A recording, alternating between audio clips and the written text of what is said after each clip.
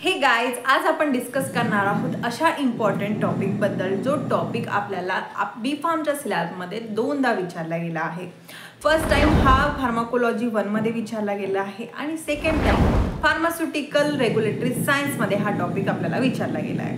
So विचार करा, जर एखादा टॉपिक आपल्याला दोनदा जर स्टडी करायला भेटत असणार तर तो टॉपिक आपल्यासाठी किती इम्पॉर्टंट ठरू शकतो.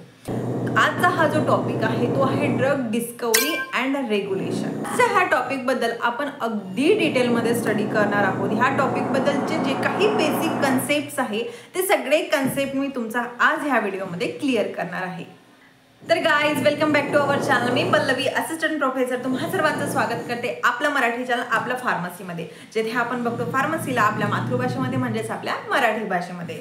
तर गाइज, मला सांगा, फार्मासिस्ट म्हटलं तर तुम्हाला सगळ्यात आधी काय आठवते?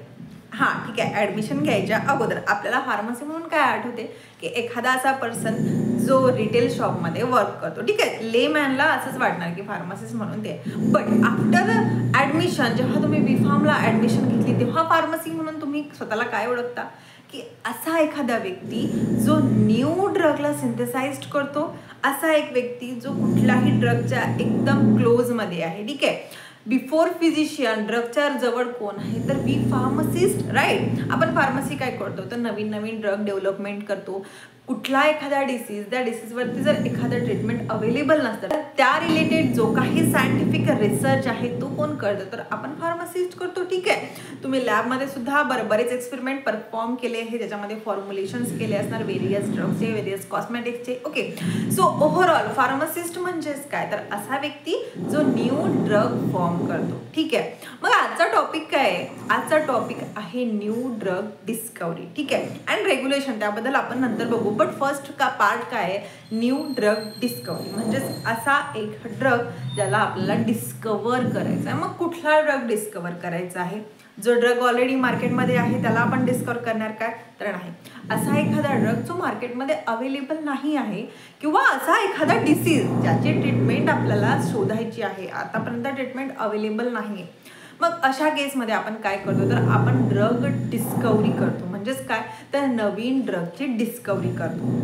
ओके, सो फर्स्ट जो पार्ट आहे ड्रग डिस्कवरी, त्याबद्दल आता एक बेसिक कन्सेप्ट आलेली आहे.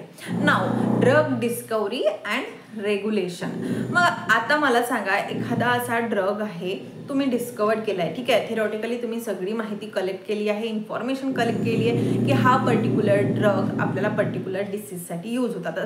जसं फायनल इयरमध्ये आपल्या सगळ्यांना माहिती आहे की आता प्रोजेक्ट्स आलेले आहे. आधी नव्हतं, आधी फक्त एम फार्मसीला प्रोजेक्ट होते. बट नाऊ डेज आपला जो काही PCIचा सिलेबस आहे त्यामध्ये आपल्याला फायनल इयरला सुद्धा प्रोजेक्ट्स आहे. मग आपण या प्रोजेक्टमध्ये काय करतो, असा एखादा ड्रग घेतो जो आतापर्यंत एक्झिस्ट नाही करत, किंवा असे 2 ड्रग्स घेतो त्याचे कॉम्बिनेशन प्रिपेअर करतो जे आतापर्यंत नाही आहे आणि त्याचा थेरॉटिकल यूज सुद्धा आहे, अशी सिंथेसिस करतो. सो मग आता फॉर एक्झाम्पल आपण एक्सपेरिमेंट परफॉर्म केला आणि असं एखादं कॉम्बिनेशन डिटेक्ट केलं जो for example blood pressure decrease करतो. ठीक आहे, नाउअडेज मार्केटमध्ये भरपूर असे कॉम्बिनेशन अवेलेबल आहे. बट आपण स्वतः असा एक कॉम्बिनेशन डिस्कवर केला जो ब्लड प्रेशरला रेग्युलेट करतो, डिक्रीज करतो, नॉर्मलाइज्ड करतो. ठीक आहे, बट फक्त डिस्कवर करणं ही महत्त्वाचं आहे का तर नाही. थेरॉटिकली इन्फॉर्मेशन कलेक्ट करणं वेगळं, त्याला फॉर्म्युलेट करून मार्केटमध्ये पेशंटपर्यंत पोहोचवणं हे डिफरंट आहे. ठीक आहे, सो अशी एक प्रोसेस ज्यामध्ये आपण आपला जो काही ड्रग फॉर्म्युलेट करतो, फॉर्म्युलेट केल्यानंतर वेरियस असे स्टेप्स असतात, स्टेप फॉलो केल्यानंतर आपण एक ऑफिशियली परमिशन घेऊन तो ड्रग आपण आपल्या पेशंटपर्यंत देऊ शकतो. म्हणजेच डायरेक्टली आपण थेरॉटिकली परफॉर्म केलं आणि डायरेक्टली आपण तो पेशंटपर्यंत देऊ शकतो का तर नाही. वेरियस अशा स्टेप्स आहे, वेरियस असे परमिशन्स आपल्याला घ्यावं लागतं, रेग्युलेशन करावं लागतं, क्लिनिकल ट्रायल परफॉर्म करावं लागतं, प्री क्लिनिकल ट्रायल सुद्धा परफॉर्म करावं लागतं. आफ्टर दॅट तो जो काही ड्रग आहे तो ड्रग सेफर आहे ह्युमन बिंगसाठी हे प्रूफ केल्यानंतर आपण तो ड्रग मार्केटमध्ये आणू शकतो. ओके, सो ही जी काही प्रोसेस आहे from starting to the patient, म्हणजे एखादा ड्रग फॉर्म्युलेशन होऊपासनं, त्याच्यावरती रिसर्च होऊपासनं तर तो पेशंटपर्यंत जाण्यापर्यंत ही जी काही प्रोसेस असते त्याला ड्रग डिस्कवरी अँड रिसर्च म्हणतात. ओके, सो एक बेसिक आयडिया आली आहे तुम्हाला आजच्या या टॉपिकबद्दल. इंटरेस्टिंग आहे ना, कारण फार्मसी म्हटलं की आपल्याला नवीन नवीन ड्रगच्या कॉन्टॅक्टमध्ये यावं लागतं, नवीन नवीन अशा गोष्टी शिकायला मिळतं, नवनवीन अशा गोष्टी फॉर्म्युलेट करायला मिळतात आपल्या लॅबमध्ये.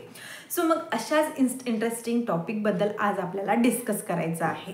First thing, drug discovery and डेव्हलपमेंटची एक बेसिक आयडिया आपल्याला आली आहे की आपल्याला असा एक ड्रग फॉर्म्युलेट करायचा असतो जो आतापर्यंत एक्झिस्ट नाही करतात आणि त्याचं फार्माकोलॉजिकल ही ॲक्टिव्हिटी आहे तो आपल्या पेशंटचे जे काही क्युरीज आहे, जे काही इन्फेक्शन आहे त्याला ट्रीट करतो. ओके, सो एखादा नवीन ड्रग जेव्हा आपण डिस्कवर करतो, डेव्हलप करतो, तेव्हा त्याचे 2 बेसिक पार्ट्स असतात. ठीक आहे, 2 बेसिक पार्ट्स कुठला? फर्स्ट पार्ट येतो drug discovery and second part येतं ड्रग डेव्हलपमेंट.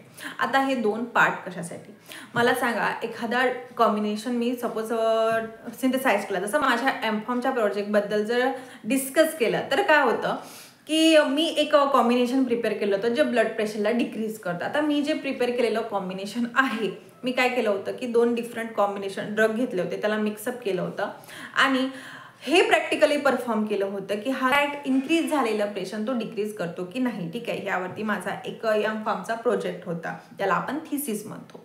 मग आता मी जे काही सिंथेसाइज केलं होतं ती डायरेक्टली मी पेशंटला देऊ शकतो का? तर ॲन्सर आहे नाही. याला प्रॉपर स्टेप फॉलो करायच्या असतात, त्याला काहीतरी त्याच्यामध्ये मॉड्युलेशन्स करायचं असतं. हा जो काही कॉम्बिनेशन आहे तो आपल्या पेशंटला सेफर आहे, कुठल्याही प्रकारचं तो हार्मफुल क्रिएट करत नाही किंवा लॉंग टर्म यूजनंतर तो ॲडवर्स ड्रग इफेक्ट शो करत नाही, टॉक्झिसिटी शो करत नाही. अशा वेरियस टर्म्स आपल्याला प्रूव्ह करायचे असतात. आफ्टर दॅट FDA आपल्याला परमिशन घ्यायची असते की हा जो ड्रग आहे तो सेफर आहे अँड रेडी टू यूज आहे फॉर ह्युमन. अशा खूप मोठ्या प्रोसेस असतात, त्याला आपण म्हणतो ड्रग डेव्हलपमेंट. ठीक आहे, एक रिसर्च पार्ट वेगळा असतो अँड डेव्हलपमेंट पार्ट हा वेगळा असतो. फर्स्ट जो पार्ट आहे that is a drug development. याच्यामध्ये टोटल 4 कॅटेगरीज असतात. फर्स्ट असतो टार्गेट आयडेंटिफिकेशन. टार्गेट आयडेंटिफिकेशनमध्ये काय असतं की आधी आपल्याला काय करायचं असतं, कशावरती स्टडी करायचं असते? ड्रगवरती स्टडी करायचा असतो का? तर नाही, आधी आपल्याला डिसीजवरती स्टडी करायचा असतो की आपला पर्टिक्युलर डिसीज कुठला आहे, कुठल्या रिझनमुळं हा डिसीज झालेला आहे, याचे कॉजेस काय आहे, याचं सिम्पटम्स काय, कम्प्लिटली आपल्याला डिसीजवरती स्टडी करायचा असतो. मोस्ट कॉमनली एक्झाम्पल जो सगळ्यांनी बघितला आहे तो आहे करोना. ठीक आहे, आधी करोनावरती आतापर्यंत कुठल्याही प्रकारचं ट्रीटमेंट नव्हतं. जेव्हा ही करोनाची वेव्ह आली तेव्हा कुठं त्यावरती ट्रीटमेंट डिटेक्ट झालं, सायंटिस्टने त्याच्यावरती जे काही ट्रीटमेंट आहे ती ट्रीटमेंट शोधली, त्याचे जे काही वॅक्सिन्स आहे वॅक्सिन्स निघाले. ड्रग डिस्कवरी अँड डेव्हलपमेंटला समजून घेण्यासाठी आपण तेच एक बेसिक एक्झाम्पल घेऊया करोनाचा. ठीक आहे, फर्स्ट जी स्टेप आहे टार्गेट आयडेंटिफिकेशन. टार्गेट आयडेंटिफिकेशनमध्ये काय करणार, हा जो पर्टिक्युलर डिसीज आहे त्यावरती कम्प्लिटली स्टडी करणार. म्हणजे हा तर करोना आहे, करोनाच्या पेशंटवरती कम्प्लिटली स्टडी केला जातो. म्हणजेच हा जो काही पर्टिक्युलर पेशंट आहे जो सफर करतो ह्या डिसीजवरती त्यावरती स्टडी करणार. ॲज अ सिम्प्टोमॅटिकली काय रिझल्ट आहे ते स्टडी करणार. कशामुळं हा करोना झाला, मीन्स कुठला व्हायरस आहे ज्या व्हायरस थ्रू हा कोरोना झाला, हे सगळं आता आपल्याला माहिती आहे. बट जेव्हा कोरोना आला होता तेव्हा माहिती होतं का? नाही. तेव्हा सगळ्यांना माहिती आहे की एक किती भीतीदायक कंडिशन होती आपल्या सगळ्यांसाठी. सुरुवातीला काय होतं, आपल्याला त्यावरती स्टडी करावं लागला. ठीक आहे, जे काही सायंटिस्ट होते त्यांनी त्यावरती प्रॉपर असा स्टडी करून त्याच्यावरती मेडिसिन काढली. सो फर्स्ट टार्गेट आयडेंटिफिकेशन म्हणजेच काय, तर कम्प्लिटली डिसीजवरती स्टडी. डिसीजला कॉज कोण करतो, जो काही पर्टिक्युलर व्हायरस कॉज करतो त्या व्हायरसवरती स्टडी केल्यावरच आपण वॅक्सिन फॉर्म केलं, हे सगळ्यांना आपल्याला माहिती आहे. करोनाच नव्हे तर इतर जे काही डिसीज आहे त्या डिसीजवरती सुद्धा सेम होतं. जो काही कॉझिंग बॅक्टेरिया आहे, पॅथोजन्स आहे, त्याच्यावरती प्रॉपर स्टडी केला जातो. ही झाली first step, that is target identification. After that second stage असतात ती आहे टार्गेट व्हॅलिडेशन. टार्गेट व्हॅलिडेशन मध्ये काय होतं की एक कन्फर्मेशन केलं जातं. ठीक आहे, एखाद्या पेशंटनं म्हटलं की मला हा त्रास होत आहे, मला ठीक आहे. आता तेव्हा काय झालं की भरपूर असे पेशंट निघाले त्यांना काय होतं की रनिंग नोज, स्नीजिंग, फीवर वगैरे वगैरे सिम्पटम्स आपल्याला सगळ्यांना माहिती आहे. मग आता टार्गेट व्हॅलिडेशनमध्ये काय होतं तर एक कन्फर्म केला जातो की हा पर्टिक्युलर कोरोनाचा व्हायरस आहे, हा काय करतो पेशंटच्या कुठल्या पार्टमध्ये इन्फेक्शन करतो. ठीक आहे, आपल्याला माहिती आहे कोरोना कशामध्ये इन्फेक्ट करतो तर लंग्समध्ये रेस्पिरेटरी जी ट्रॅक्ट होती ती ट्रॅक्टवरती हा इन्फेक्शन करत होता. मग सेकंड स्टेजमध्ये कन्फर्म केला जातो की हा जो कोरोना आहे कशामध्ये इन्फेक्ट करतो तर रेस्पिरेटरी ट्रॅक्ट सिस्टीमला इन्फेक्ट करतो, लंग्सला इन्फेक्ट करतो. ठीक आहे, आणि सिम्पटम्स कुठले आहे की हे पर्टिक्युलर याचे सिम्पटम्स आहे. याला म्हणतात टार्गेट व्हॅलिडेशन. ठीक आहे, म्हणजे फर्स्ट जे 2 स्टेप आहे याच्यावरती आपण कम्प्लिटली डिसीजवरती स्टडी करतो. 2 स्टेप कंप्लीट झाले, त्याच्यानंतर येतं थर्ड स्टेज आहे लीड आयडेंटिफिकेशन. लीड आयडेंटिफिकेशन म्हणजेच काय? ठीक आहे, डिसीजचा स्टडी झाला, आत्ता कुठं आपण केमिकलवरती म्हणजेच ड्रगच्या डिस्कवरीवरती फोकस करणार. व्हेरियस असे केमिकल्स आपण डिटेक्ट करणार. एका केमिकलनं आपल्याला रिझल्ट मिळणार आहे की आपल्याला माहिती आहे का की हा पर्टिक्युलर केमिकल याला किल करणार, ह्या व्हायरसला किल करणार नाही. तर आपण असे भरपूर असे केमिकल्स घेणार, भरपूर असे ड्रग्स घेणार, याचं कॉम्बिनेशन फॉर्म करणार. आयदर तो नॅचरली असू शकते, सिंथेटिकली असू शकते किंवा सेमी सिंथेटिकली असू शकते. असे व्हेरियस असे एक्सपेरिमेंट परफॉर्म केले जाणार. हे जे काही एक्सपेरिमेंट्स आहे परफॉर्म केल्यानंतर एक लिस्ट प्रिपेअर करणार की एक फॉर एक्झाम्पल 500 मॉलिक्युल्स आहे, 500 मॉलिक्युल्स यावरती ट्रीट करू शकतात. हे झालं लीड आयडेंटिफिकेशन म्हणजेच काय ड्रग्सचं आयडेंटिफिकेशन. ही जी काही प्रोसेस असते ही खूप लेंदी असते, खूप लॉंग असते आणि खूप कॉस्टली सुद्धा असते. याला बिलियन्स ऑफ रुपीज लागतात for discovering of single drug. ठीक आहे, आणि टाइम किती लागतो तर 10 to 15 इयर्स लागतो एक कम्प्लिटली ड्रग मॉलिक्यूल डिस्कवर करण्यासाठी. आफ्टर दॅट फोर्थ स्टेज असते ती असते लीड ऑप्टिमायझेशन. लीड ऑप्टिमायझेशनमध्ये काय होतं की आता 1 to 500 मॉलिक्यूल आपण सिलेक्ट केले ते for a treatment of a single virus infection. ठीक आहे, यामधले काही जे कंपाऊंड आहेत ते सिलेक्ट केले जातात. एक जवळजवळ 4 to 5 कंपाऊंड्स फक्त सिलेक्ट केले जातात की हे जे काही कंपाऊंड आहे ते आपल्याला प्रॉपर थेरापेटिक यूज देणार, प्रॉपर इन्फेक्शन क्युअर करणार. त्याला म्हणतात लीड ऑप्टिमायझेशन.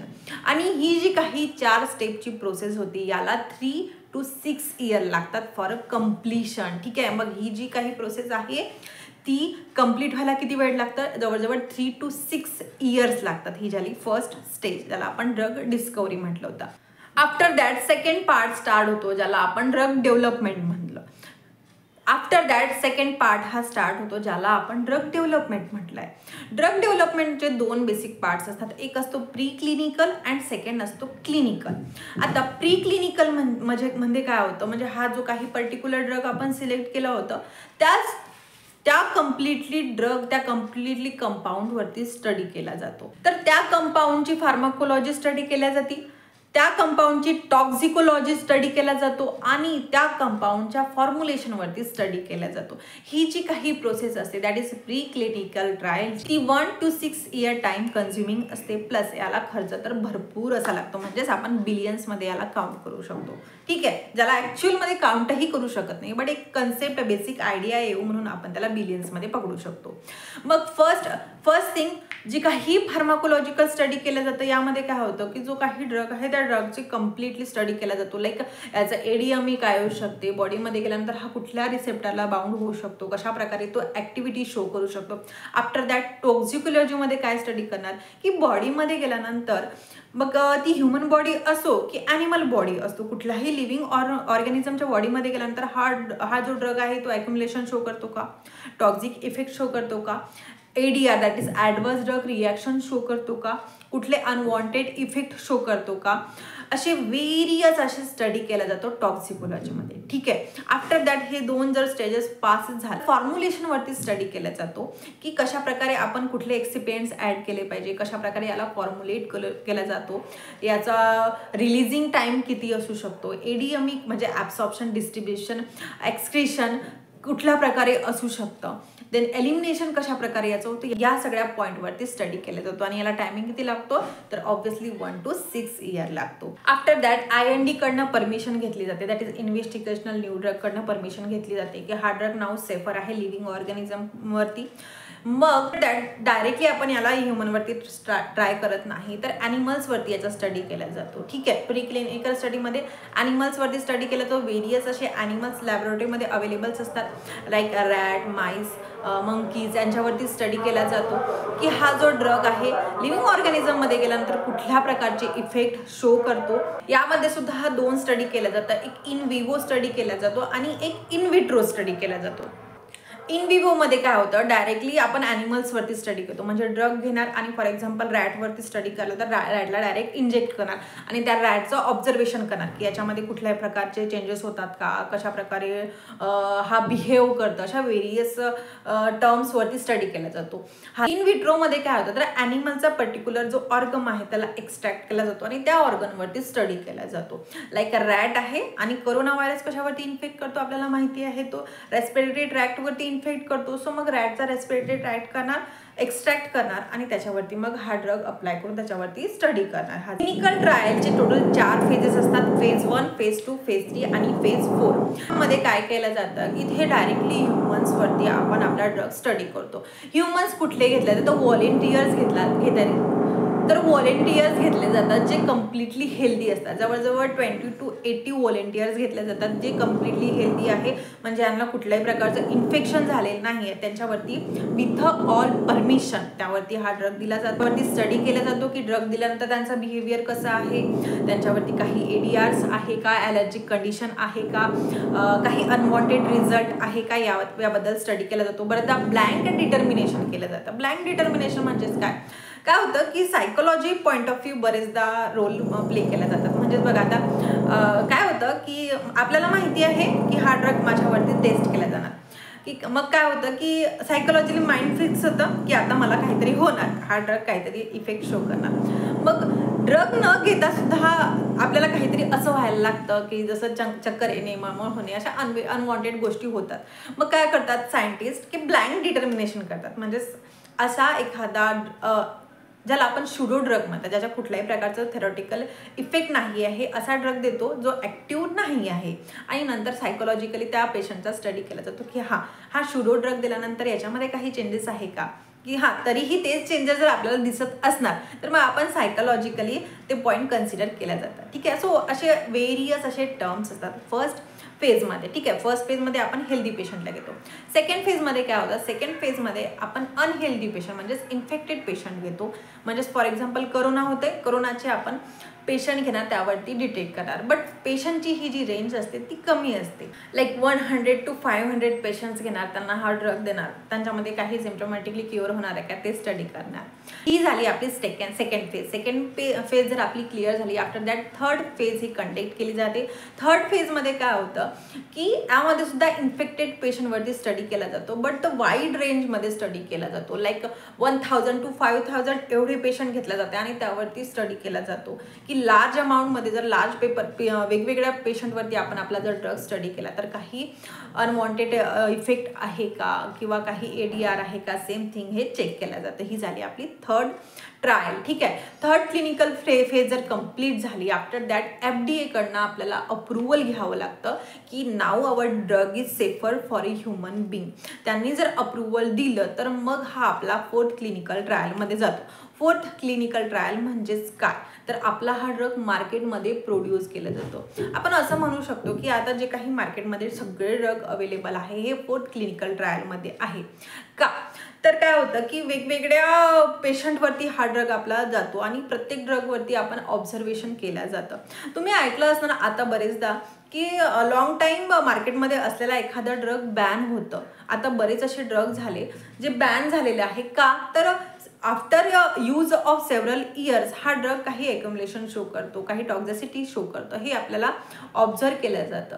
आणि जर असा एखादा ड्रग आहे जो टॉक्झिसिटी क्रिएट करतो किंवा कार्सिनोजेनिक ॲक्टिव्हिटी शो करतो तर मग त्याला बॅन केला जातो. सो ओव्हरऑल जे मार्केटमध्ये सगळे ड्रग आहेत ते फेज 4मध्ये आहे. सो आपला हा जो न्यूली फॉर्म झालेला ड्रग एंटर्ड होतो फेज 4मध्ये. अशी हे एक व्हेरियस आणि लॉंग लेंदी अशी स्टेजेस असते आपल्या ड्रग डिलिव्हरी आणि डिस्कवरी सिस्टीमची. सो आय होप तुम्हाला ह्या सगळे जे पॉईंट आहेत ती क्लिअर असणार आहे. मी एक बेसिक आयडिया द्यायचा प्रयत्न केला आहे. अगेन हा जो काही पॉईंट आहे या पॉईंटचे नोट्स मी तुम्हाला आपल्या टेलिग्राम चॅनलवरती अवेलेबल करून देईल. तुम्ही पॉईंट्स चेक करू शकता आणि बघू शकता. काही क्युरीज वाटत असणार तर मला कमेंट करून सांगा. मी तुमचे नक्कीच जे काही क्युरी आहेत ते सॉल्व्ह करायचा प्रयत्न करणार. सो भेटूया नेक्स्ट व्हिडिओमध्ये अशाच एका इंटरेस्टिंग पॉईंटसोबत. Till then bye bye.